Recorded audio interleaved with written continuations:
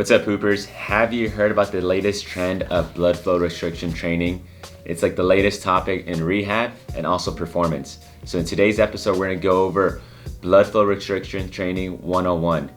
So my name is Dr. Marco Lopez, Doctor of Physical Therapy and Certified Strength and Conditioning Specialist and co-founder of the Basketball Doctors. Our goal for the Basketball Doctors is to improve your performance and help you play pain-free basketball.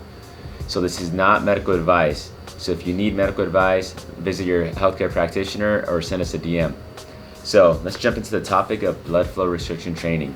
So blood flow restriction training, I'll give you guys a quick background on it. It's pretty much was first invented by people working with amputees, because for amputees, they were unable to really get their muscles stronger to fit a prosthetic. So what they did is use a tourniquet, and that tourniquet helped decrease that blood flow, and these amputees were able to maintain their muscle to allow them to use a prosthetic. Then people started making these blood flow restriction training devices for the general population for rehab and performance. So here we're gonna kind of break down one of the blood flow restriction training things, and this is by Suji. But pretty much what happens with blood flow restriction training is we use a blood pressure cuff. So here, this is a blood pressure cuff, and we place it on a proximal limb. So you can use it on your arm. So if you're gonna use it on your arm, you're gonna use it here in your upper bicep. Or if you use it in your leg, it's more towards your groin area, upper thigh. And what happens is this tourniquet will decrease the arterial flow and limit full venous outflow into your body. So what happens is, so think about you going to the doctor and getting your blood pressure checked. So it's gonna take your blood pressure, find out what your total occlusion is. Once you get your total occlusion is, then we kind of set a percentage based on the body part that you're gonna use. So for example, if you wanna use it for your legs, normally we wanna use is that 70% range. So if I put this cuff on and it measures my total occlusion pressure, meaning how much pressure is it for my arterial blood to be fully shut off. So let's say it's 200. So if we're gonna work at that 70% range, we're gonna wanna get closer, and usually I tell people you wanna stay in that 50 to 70% range. So if it's 200, we're working at the bare minimum of 100, and we're working all the way almost to like 160.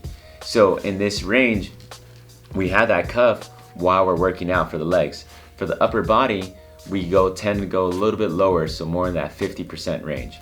So once we have that cuff, the reason we have that cuff, like I mentioned, it limits the arterial flow, but it also limits the venous outflow. So it'll seem like your muscles are getting filled up with blood because that venous supply is not going back to your body. It's staying trapped in that area. That's why when people use it, they kind of report a feeling of like, oh, there's a lactic acid. Best way I tell people is, the best way to describe it is if you ever, do bicep curls at the gym and you get that crazy pump. That's what it feels like when you're doing BFR almost the entire time. So what are the benefits of BFR, and when should we not use it and when should we use it?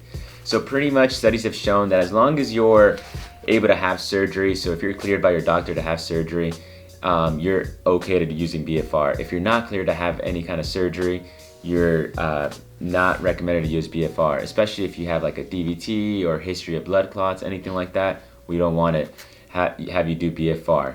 But when you start using BFR and some of the conditions we treat, BFR is pretty much used not only for rehab, but also for performance. And the reason why we like to use the BFR, like I mentioned, guys, we decrease the blood flow, so BFR is gonna allow us to strengthen the muscle without putting excessive load on the joint. So BFR is shown to increase muscle mass, improve protein synthesis, all these benefits that are gonna help you get your muscle stronger without putting excessive load on the joint, which is kind of like a cheat code for certain injuries. So for certain injuries, let's say post-surgical. So for ACL, this is kind of like a must-have. So for ACL rehab, whenever you have surgery for your ACL, you lose a lot of quad, and you can't really strengthen too much because it's so hard to strengthen because you have some swelling and your joint's a little irritated. So what happens is we slap on the BFR and we start doing basic exercises, and it makes the basic exercises harder. And the reason why it makes the basic exercises harder is because when you put in these cuffs, you're limiting the oxygen in your muscles, so your muscle thinks it's working harder. So the other cool thing is you don't have to use 100% of your 100% of your normal load. So let's say you're squatting 100 pounds. You actually only need 30% of your actual load to get the same benefits. So for example, if you're squatting, like I mentioned, 100 pounds, you could be doing BFR with just 30 pounds and you'll get the same benefits of squatting 100 pounds. But after an ACL surgery, you can't be squatting 100 pounds right away. You're gonna be squatting 10 pounds or 15 pounds. That's why you do this with BFR, a squat, and you're able to strengthen that muscle without using any weight. So that's a really good thing. So one, after any kind of knee surgery, ACL especially, meniscus. Another thing is also just even the non-surgical conditions. So if we're thinking about the knee, one of the things we like to use is for any cartilage injury or meniscus injury, where we don't want to load excessively on the joint. So we're gonna put the BFR to help start strengthening the muscle. Also, that has some good benefits on decreasing pain overall.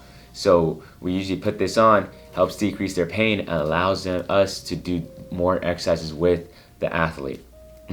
Another condition that we like to use with the athletes is arthritis. So if you have arthritis, one of the biggest things that we've seen in research is that we have to strengthen your muscles, and it's hard to strengthen your muscles when you have arthritis pain. So if you put on the BFR, even just basic walking or doing any little basic exercises are going to allow us to really strengthen the muscle and get that hormonal response of improved protein synthesis.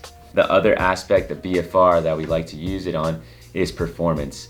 So as I mentioned, guys, let's say you're playing basketball throughout the season and you don't want to put too much load on your joints. You just had a big tournament. You can just put BFR on and start strengthening those legs without putting too much load on the joints. So you don't have to be squatting those 100 pounds. You can just be squatting 30 pounds and still getting that response that we need in our muscles.